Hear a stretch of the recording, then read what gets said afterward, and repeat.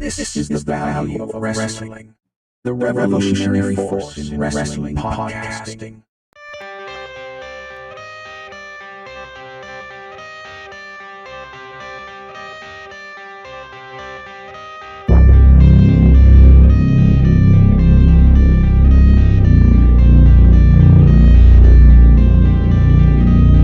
Oh, I'm back.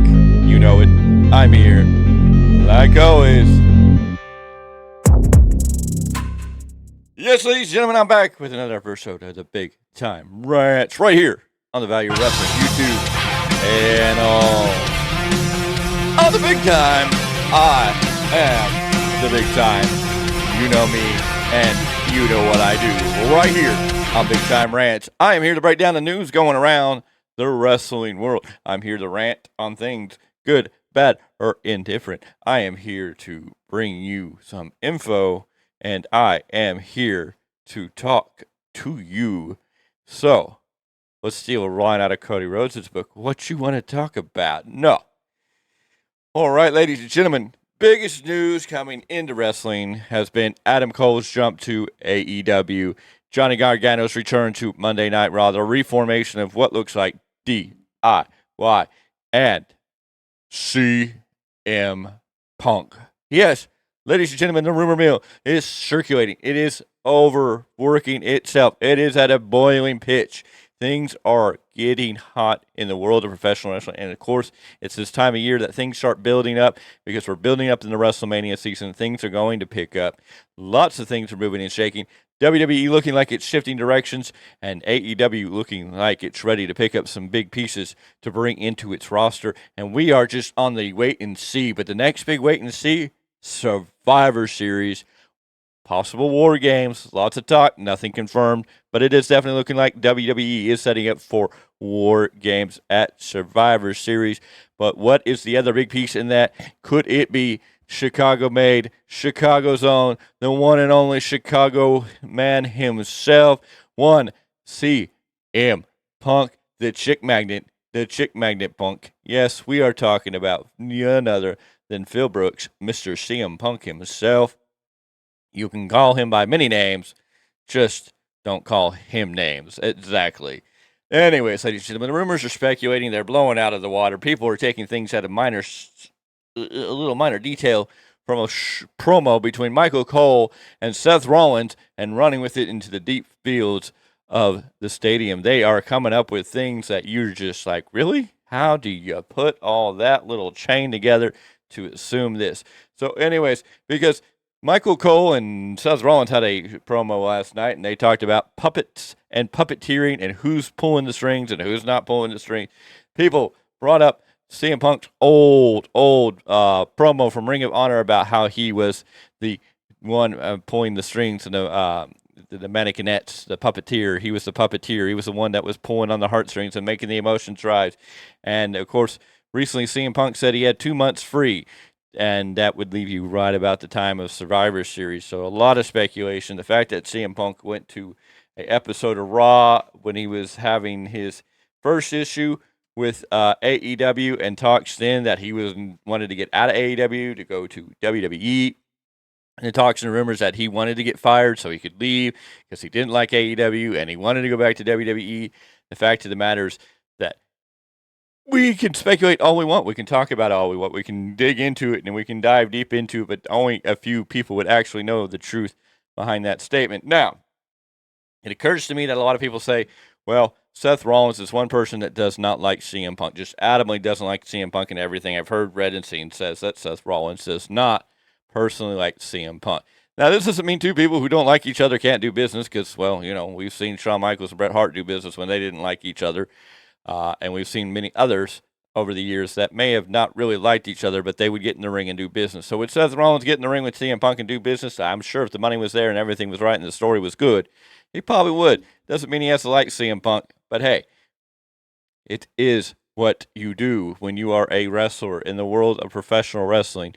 You get in there and you put on the best show for the fans, regardless of necessarily how you may feel about the other person in the ring. But Seth Rollins, I don't see being the one that would want to sneak in a line unless it was a dig at CM Punk, but maybe there's something to the underlying theory and maybe there's absolutely nothing but dust, maybe just air, maybe just imagination and thought. But let's talk about it. CM Punk going back to WWE could be a good thing, could be a huge shakeup, could change the direction in the world of professional wrestling because people are going to follow Punk. There is a cult following for CM Punk. Wherever CM Punk goes, there are going to be a large group of people that are going to follow him and watch what he does, especially now more than ever. Now that everything's kind of gone, we want to hear what is that pipe bomb? What is he going to say about it all? When is he finally going to let us in on CM Punk's side of the story? And so I know a lot of people are waiting for that. They just don't know what's going to happen. And we're going to have to wait and find out. Is he going to come back at Survivor Series? It would be a great moment in Chicago. Could it be he shows up at the Royal Rumble as a surprise entrant? Would be a great moment in Tampa. Could he show up in Australia? Could he show up in Philadelphia? It is possible that CM Punk could show up anywhere, at any time, in any place. Could he wind up on AEW TV again? Who knows? The possibility there looks a little slimmer with the ever-growing issues that happen between CM Punk and Tony Khan. So we would have to see. I think Tony Khan is still very much open to having CM Punk back if we can get CM Punk where he is happy, in control, and doesn't feel like he's not being respected or whatever it is that is going on there. But Punk, could he be going back to WWE? Could we be seeing him soon in the ring of WWE? It's all these little hints, all these little bubbles. People are taking these things, and they are running a long ways with them. And my friends, we don't know. There is not enough hardcore evidence to stick it one way or another. We can speculate and back and forth, but I mean, it would be a definite occasion. I mean, now a lot of people are coming out saying CM Punk and Triple H don't like each other, can't stand each other, yada yada yada. That's never going to work. Hey, Triple H is always going to put business first, regardless of personal issues or personal feelings. He may not be able. He may have not liked CM Punk. He may not have been able to tolerate CM Punk at some point, but I can tell you that Paul Levesque, the man behind Triple H, knows that he is in a very important position these days and that business is business. And if it's going to bring good money to WWE, if it's going to bring eyes to WWE, if it's going to be a game changer, then he's going to be all for it, regardless of personal matters. Now, the other issue to that is the last time CM Punk was on or showed up to Raw when he had the all-out brawl out with the Elite and was nursing an injury, was suspended, whatever you want to say. He was seen on, and it was matter of fact, this is truth. He was seen and went to Raw and visited with a couple of guys back there, and one of those guys was being Triple H. Now, him and Triple H, supposedly, they were peaceful. Maybe they hashed out everything. Maybe they talked about a few things, and it was never Triple H that kicked CM Punk out of the building. Triple H didn't say he had to leave. Triple H was fine with CM Punk being in the building because CM Punk even came to Triple H at that time and said, "Is it okay for me to be here?" So CM Punk doing the respectful thing, and Triple H showed him the same respect as far as we understand, like, hey, yeah, but I have to, the big guy is going to make the call, referring to Vince McMahon. And once Vince McMahon heard the news of CM Punk being in the building, Triple H returned to CM Punk and said, hey, you got to go. This is, comes from the higher authority. Or maybe security went to Punk. Anyways, we don't know exactly how that all went down, but we got the word that from the higher power, the Mr. McMahon, that CM Punk was escorted from the building. And we don't know if that was for personal past history, if Vince McMahon still has issues or hard feelings towards CM Punk, or the fact that at that time he was under AEW contract and there's a conflict of interest there. We don't know what the actual stipulation in that is. But from what I've gathered, it looks like CM Punk went to Raw. He saw Triple H. They had some type of discussion. If Triple H was saying, hey, if you want to be here, that's cool. I don't think somebody that doesn't like you, that's in charge, is going to let you just hang out. And it doesn't say Triple H may not just totally respect CM Punk, but, there can't be that ill will. And Triple H doesn't seem somebody that's holding a deep grudge. Mind you, Triple H's best friend is Shawn Michaels. And if you're going to hold a grudge against anybody for a lot of things that Shawn did to Hunter, or Paul Levesque, on personal levels, almost, you would think, that would be one person. But if Paul Levesque can overlook some of the stuff Shawn Michaels pulled, I think Paul Levesque, Triple H, can look over some of the things that happened with CM Punk. And with Triple H, Paul Paul Levesque in charge of WWE in the way he is nowadays. I think he knows what to do is best for business, and I think he's willing to squash anything.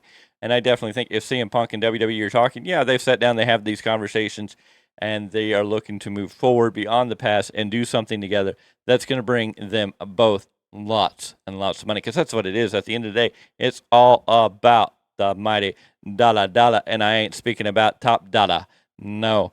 Anyways, or just Dada as he is today.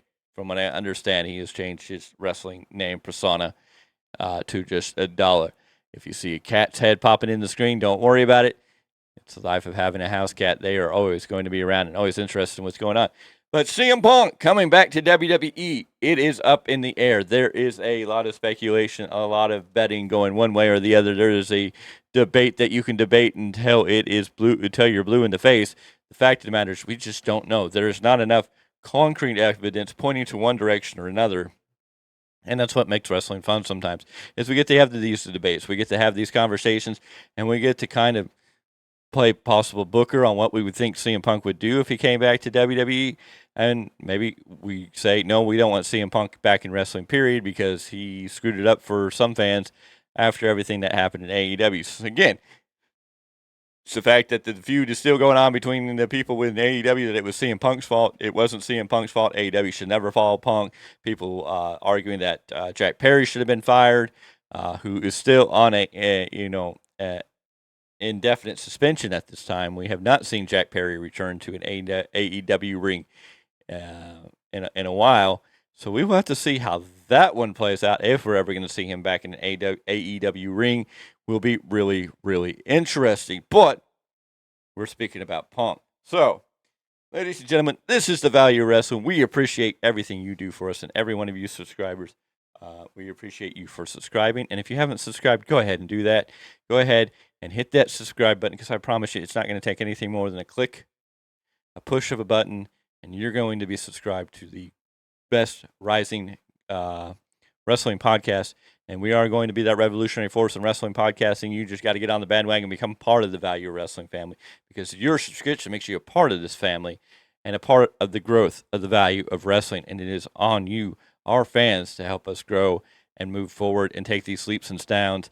And as soon as we can reach places, we definitely at some point will want to give back to you, the fans. So make sure you're subscribing so we can build up, become a player in the game, because it takes you, our loyal fans, our loyal listeners, the ones that come back and watch these videos, to get us there. And so if you can do that, make sure you hit that subscribe button, leave that bell for notifications, because you always want to be notified when a new video pops up, whether it be a full-length video like the Big Time Rants, or a short video from Paulus Clark, or a 100% Mark story from JNAI, or whether it's the quick results from all the different wrestling programs going on that are out there, or maybe it's our live our weekly roundup right here, which will be taking place on Sundays at 12 p.m. Pacific Standard Time. In case you haven't heard that, we will be back with another episode of the weekly roundup this Sunday, October 8th at 12 p.m. We'll be covering everything that happened this week in wrestling. Of course, the end of this week on Saturday, we have Fastlane, so we will be on air after Fastlane, covering everything that happened on Fastlane, and we will break it down for you, so don't miss that, because rumors and speculation are saying Jade Cargill may make her debut at Fastlane. Is that a possibility? Is that the leaked news? We're going to have to wait and see. You're going to have to join us when we break it all down for you. Anyways, I'm the Big Time. You know what I do here. Yeah, I thank you for coming. I thank you for joining us, and I hope to see you next time. But again, until the next episode, all I can say is, and until next time, I will see you right here on the Value of Wrestling as I get out of here.